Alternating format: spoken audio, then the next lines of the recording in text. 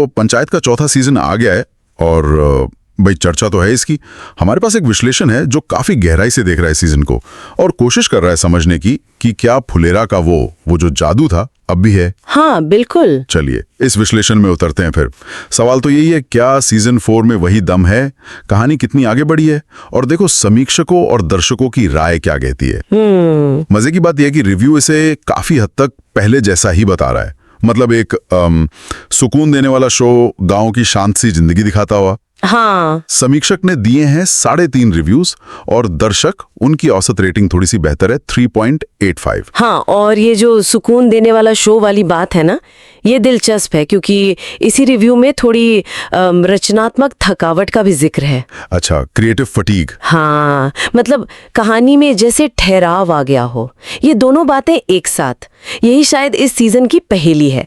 देखते हैं इसका मतलब क्या निकलता है आगे। कहानी का फोकस तो ज्यादातर फुलेरा में चुनाव के माहौल पर है ना? मंजू देवी और क्रांति देवी वोटों की टक्कर चल रही है। बिल्कुल। प्रधान जी और भूषण, उनके गुटों के बीच वो खिंचतान, वो तो चुनाव नजदीक आते आते बढ़नी ही थी। हाँ, वो तो अपेक्षित था। और साथ ही अभिषेक त्रिपाठी की अपनी टेंशन चल रही है। हाँ, वो एफआईआर वाला मामला। बिल्कुल, भूषण ने पलट के एफआईआर कर दिए वो थप्पड़ वाले केस में। अब अभिषेक को डर है कि भाई कहीं इसका असर उसके कैट मतलब कॉमन एडमिशन टेस्ट के रिजल्ट पर ना पड़ जाए। और बिजनेस स्कूल एडमिशन पर भी। हाँ, उस पर भी। और उसकी माफी मांगने की कोशिशें भी वो बेकार जा रही हैं। उधर वो जो पूर्व विधायक है चंद्रकिशोर सिंह, हाँ, वो भी उस शूटर को ढूंढ रहे हैं जिसने प्रधान जी पर गोली चलाई थी, क्योंकि शक उन पर भी जा रहा है, तो वो भी सफाई चाहते अपनी। लेकिन यहाँ एक गौर करने वाली बात सामने आती है। रिव्यू कहता है कि शो का फॉर्मेट काफी हद तक वही है, मतलब छोटी छोटी सी घटनाएं होती हैं। हाँ, और उन पर पूरे एपिसोड बना दिए जाते हैं जिनसे कहानी शायद ज्यादा आगे नहीं बढ़ती। किरदारों और एक्टिंग की बात करें तो भाई यहाँ तो सब सॉलिड हैं। जितेंद्र कुमार अभिषेक के रोल में एकदम जमे हुए हैं। हाँ, बहुत अच्छे। वो अभी भी अपने भविष्य के पीछे भाग रहा है। कैट रिजल्ट की चिंता उसके चेहरे पर दिखती है। और रिंकी सानवी का, उसके साथ उसका रिश्ता भी गांव की धीमी रफ्तार की तरह ही धीरे धीरे बढ़ रहा है। बिल्कुल, किरदारों के बीच की केमिस्ट्री ज्यादा बदली नहीं है, लेकिन उसमें वही अपनापन है, वही खिंचाव है जो लोगों को भाता है। हाँ, वो तो है। विकास, चंदन रॉय और प्रहलाद फैसल मलिक प्रधान जी के पक्के साथी हैं।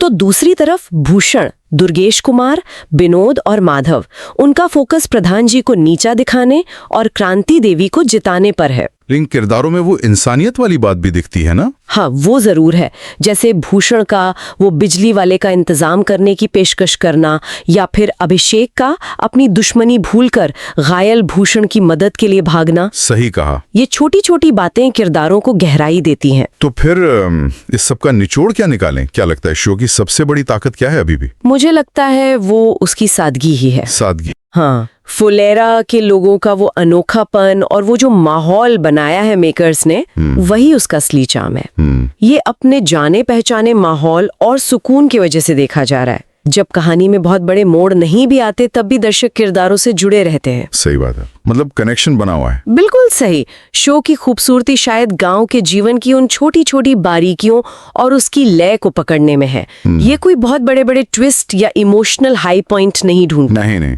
ये बस सहज और असली लगता है। तो अगर संक्षेप में कहें, पंचायत सीजन 4 अपने पुराने आजमाए हुए फॉर्मूले पर ही चल रहा। सुकून है, भरोसेमंद किरदार हैं, गांव का माहौल है। हाँ, भले ही कहानी जानी पहचानी जमीन पर चल रही है और कोई बहुत बड़ा डेवलपमेंट ना हुआ। रेटिंग्स एक बार फिर याद दिला दें, समीक्षक 3.55, दर्शक 3.85। और हाँ, सीजन खत्म ऐसी जगह होता है जहां से मतलब अगले सीजन की गुंजाइश तो लगती है पर कुछ कहा नहीं जा सकता। हाँ, वो थोड़ा ओपन एंडेड है। और यहीं से एक बड़ा सवाल उठता है, क्या इस तरह के शो का असली मजा कहानी के आगे बढ़ने में है या बस उन किरदारों और उस माहौल के साथ वक्त बिताने में है? क्या कभी कभी कुछ ना बदलना ही अपने आप में कहानी नहीं होती? ये एक सोचने वाली बात है ना? छोड़ देते हैं इसे यहीं पर।